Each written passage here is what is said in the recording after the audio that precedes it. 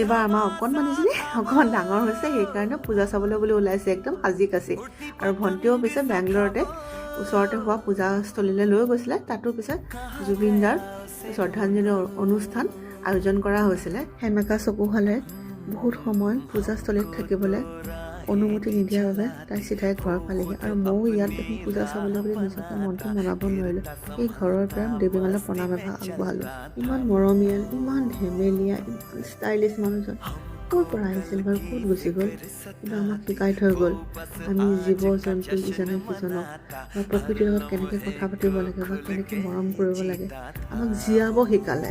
গোটেই অসমবাসীক এডাল সূতাৰে বান্ধি থৈ গ'ল, য'ত আজি হিন্দু মুছলিম খ্ৰীষ্টান সকলোৱে একগোট হৈ পেলাই তেওঁৰ কাৰণে দোৱা কৰিছে। তাতকৈ ডাঙৰ সম্পদ আৰু কি হ'ব পাৰে?